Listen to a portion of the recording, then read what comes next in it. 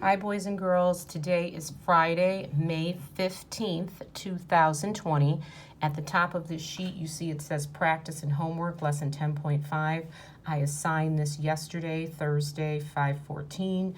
So today I'm going to go over it because that's what I said in the video yesterday. So please go to your math packet. You should be on page 589. But I did the front with you. I did every single problem with you on the front yesterday. So we're actually going to go to the back of this page, which is page 590, okay? So when you find it, just flip it over to the next page, which is page 590. I gave you some answers on the back, but not all of them. So now I want you to go back and check your work, and you should have done the other problems on your own. Now we're going to check them. Look at number 1.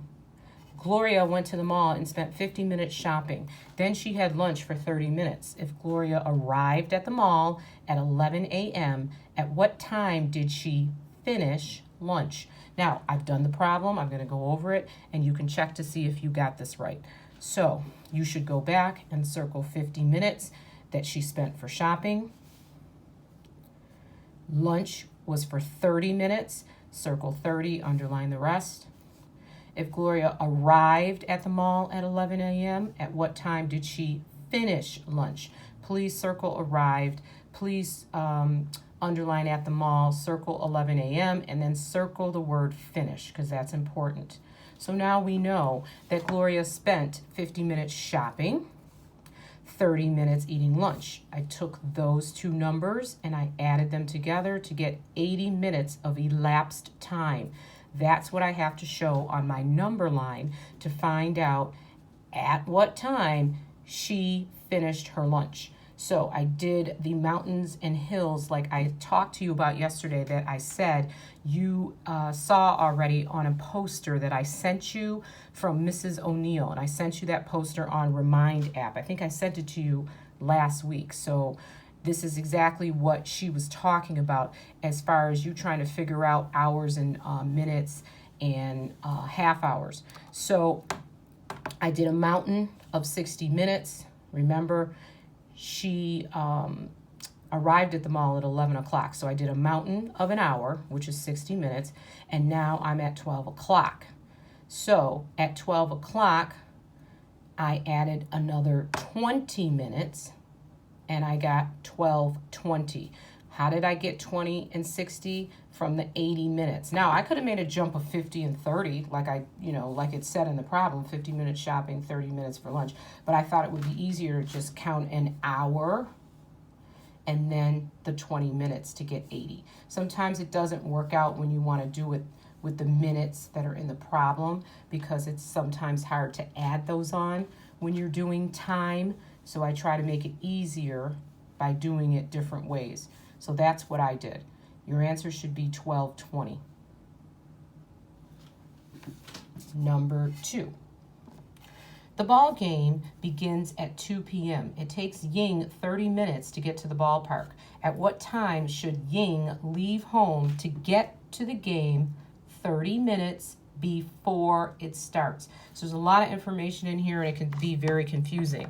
But 2 o'clock is your ending time, okay? Even though it says the ball game begins at 2 o'clock, when you read on, you'll notice it says it takes him 30 minutes to get there.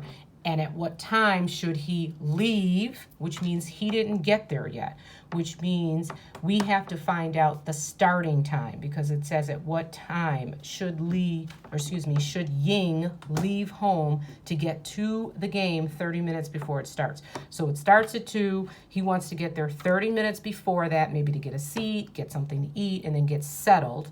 So we got to figure out what time should he leave his house so he can get there before the game starts.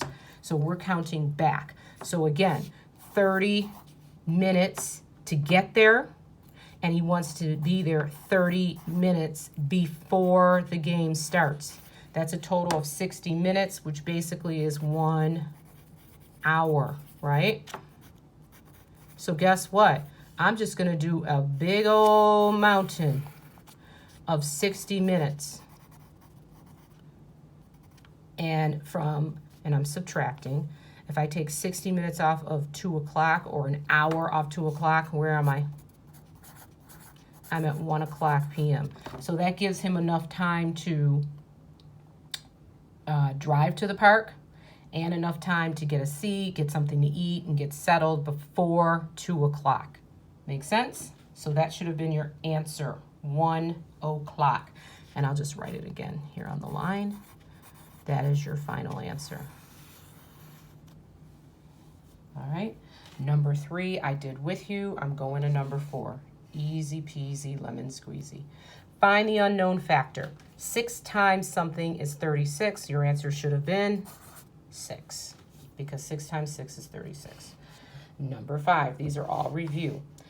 There were 405 books on the library shelf. Some books were checked out. Now there's 215 books left on the shelf. How many books were checked out? So 405 books. Some of the books were checked out. Now there's only 215 left. How many books were checked out? Well, when you see the word left, that means you have to subtract. So 405 minus 215. In the ones place, 5 minus 5 is 0.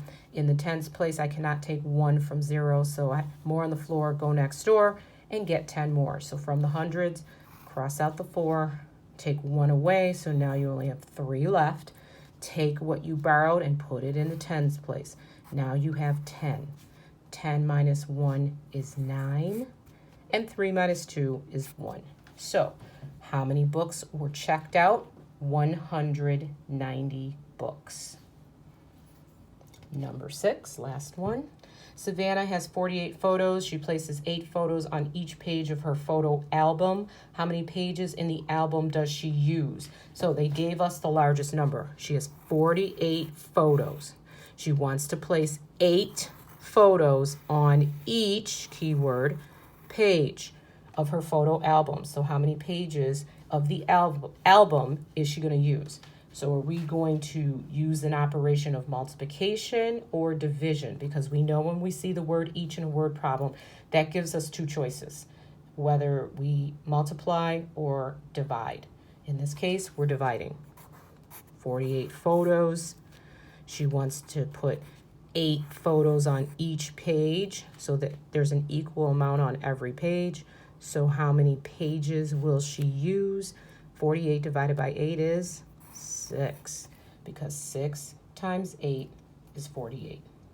Okay, that's it for the homework. Now, the next page in the Go Math, my friends, is the mid-chapter checkpoint. I am not doing this with you because if we were in school, this would be a test. So what I want you to do is take your time and complete this page, which is 591 and 592 on your own. You can go back into your packet and look at lesson 10.5, look at 10.4, look at 10.3, look at 10.2, look at 10.1. All the pages we've done have to do with this mid-chapter checkpoint. So you're going to do this by yourself. I'm not going to go over the answers. I want you to do it and just leave it in the packet. Like I said, you will have the opportunity to drop these packets off for us to see. So just do this page by yourself. Go back and look at the other sheets that we've already gone through because they have to do with this little quiz, okay? Now, I am going to put another video up later today, and it's just a review of what we've been doing. Hopefully that will help you when you take the mid-chapter checkpoint. All right, my friends, I will see you later with another video. Bye.